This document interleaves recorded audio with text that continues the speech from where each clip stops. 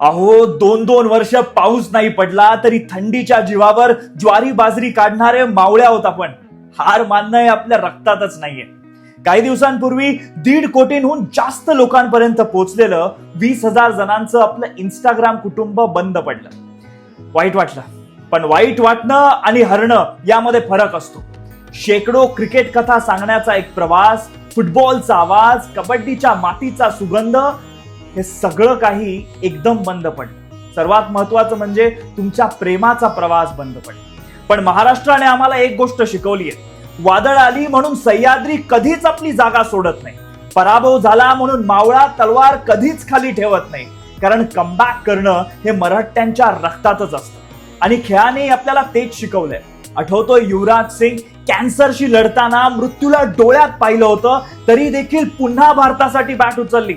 आठवतोय ऋषभ पंत त्या भीषण अपघातामध्ये शरीर चुरगळलं गेलं होतं, पण त्याची जिद्द ती अजूनही शाबूत होती. कारण योद्धे पडताना नाही तर कमबॅक मुळे ओळखले जातात.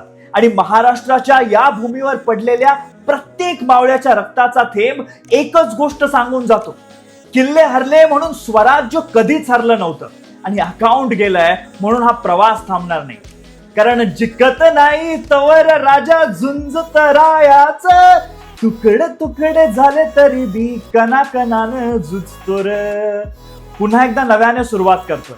त्याच माझ्या महाराष्ट्राच्या बळावर तुम्हा सगळ्यांना एकच विनंती आहे, जुन्या अकाउंटवर जसं प्रेम केलं तसंच प्रेम आणि तसाच आशीर्वाद या नवीन प्रवासालाही द्या. कारण सह्याद्रीवरचं वादळ हे कधीच सह्याद्रीपेक्षा मोठं नसतं. पाऊस येवो की न येवो, आपण आपल्या हिश्श्याचं नांगरत राहायचं. जगदंब जगदंब.